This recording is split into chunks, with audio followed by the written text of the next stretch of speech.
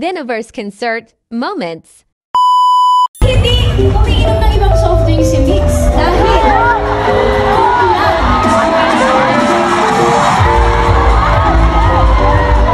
nagpakulay pa ng red para sa Coke. Kapalayan sa'yo!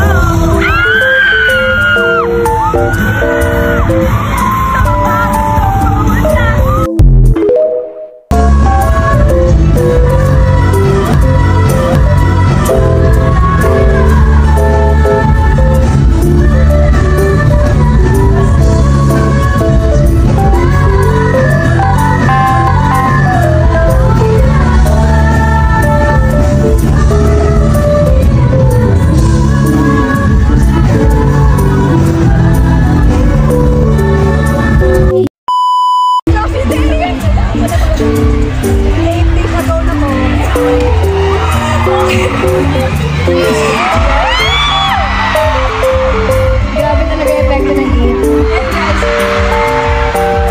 Sino ba yung nagsulat ng 8? Si Stacy kayo. Writing that song is so emotional. Just guys, kasi kaya tanongin natin, anong inspiration mo na? Inspiration kasi pag sumagulat ka 8 yung title pero hindi kayo. Isipin mo yun. Sino kaya pala yun? Okay, hindi mo pinatigil yung banda. Di ba ayaw na ayaw mo marinig? Dali na. Actually talaga, graduation song yun. Kung hindi nyo alam. Pero, dahil pumasok ko sa BE, okay, i-change inibala ko lyrics, pero same tono pa rin. Yeah.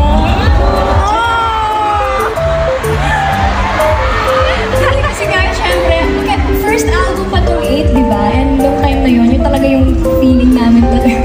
May pumuntahan na ba itong career natin? May ganun kaming meron! Meron!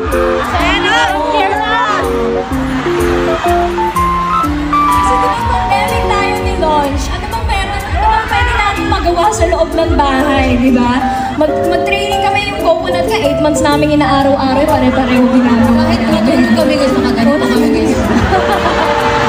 Si Mika, alam niyo ba yung metronome? Si Mika guys, nagagano kami. 1, nakatulog na siya. Nakatulog na siya. Nakatulog na siya guys. So, okay, back to 0 kami. 20 minutes ulit na i-record yun.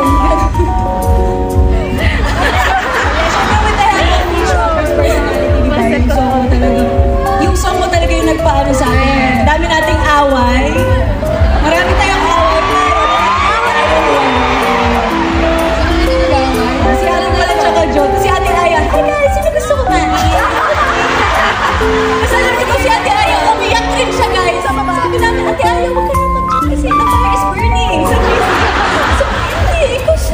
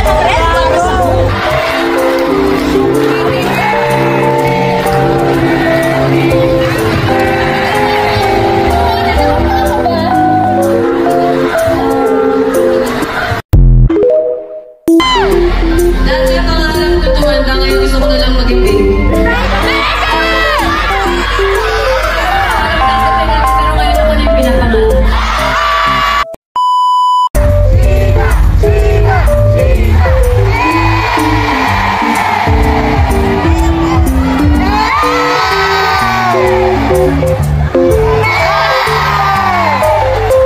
na, wala kayo.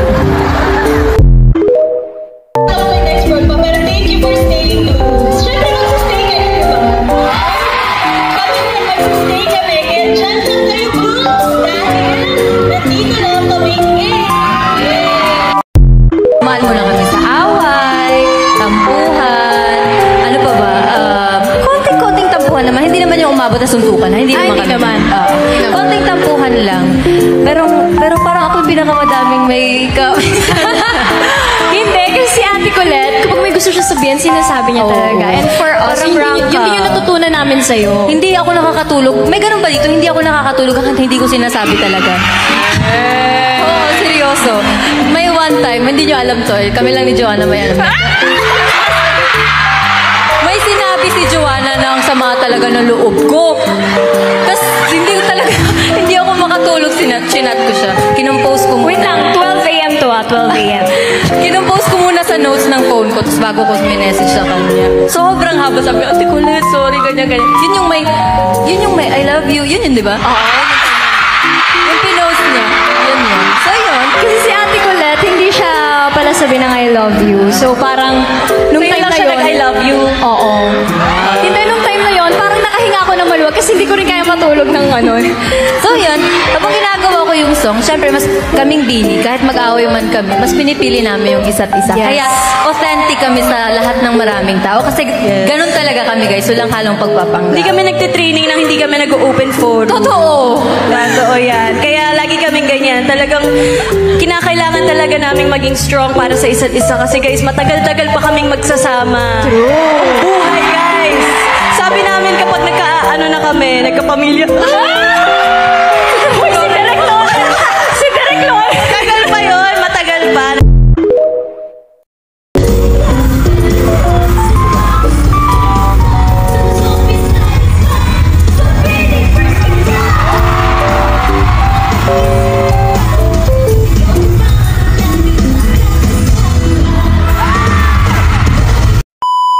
Guys, pinuha siya.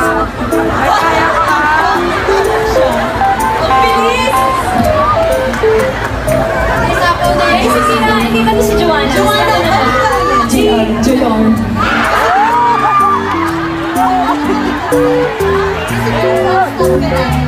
Front stand. Anyways, lahat ng mga kwentong na-share namin, those are the reasons why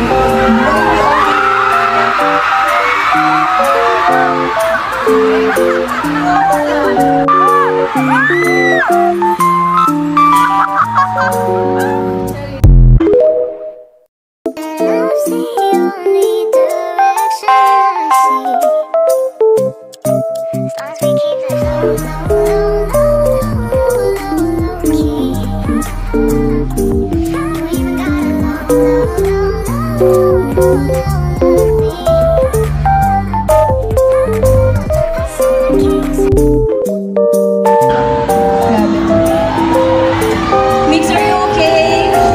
I'm great. She's great but she's crying. Ganun yan, pero alam mo, grabe rin yung yan, kanina pa. Lagi kasi sinasabi na parang bakit ako sabi na.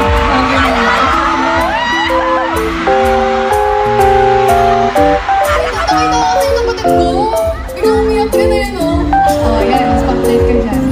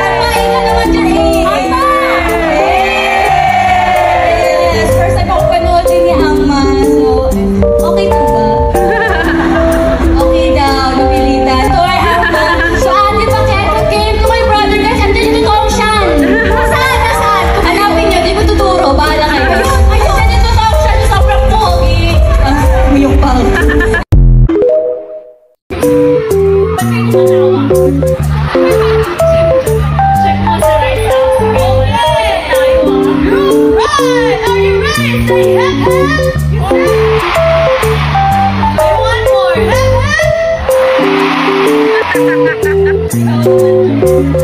Dito tayo sa left side.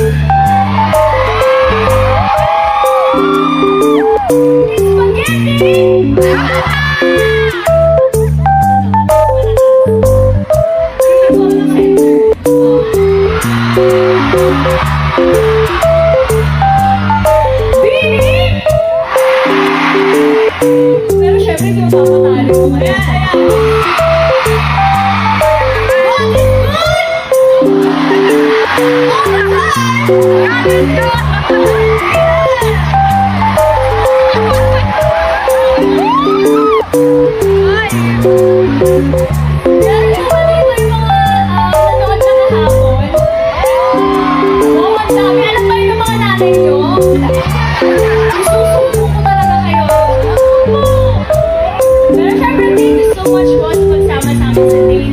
Alam nyo, yung kababaling namin nandito pa rin sa backstage, kinakabahan pa rin kami kahit dito na namin. And I think it's normal, di ba?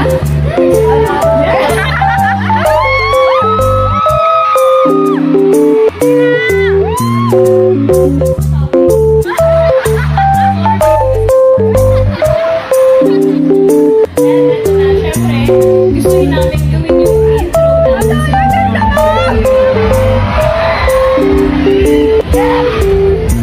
okay, wait na. Mamaya, tulog pa tayo, guys. Alam niyo ba si Gwenny? Well, kaninang soundcheck and kahapon sa meet and greet, hindi natin nakasama si Gwen dahil medyo masama yung pakiramdam. Pero halata niyo ba kahapon? Yung mga nanonood ng Day 1, halata niyo ba masama yung pakiramdam ni Gwen sa performance niya? Hindi, di ba? Pero now, ayan, ready na ulit siya to fight.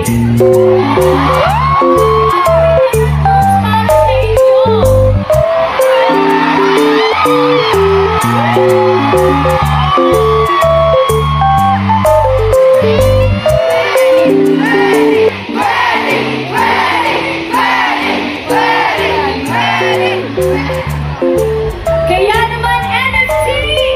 Mabuhay! IMT and Stacy!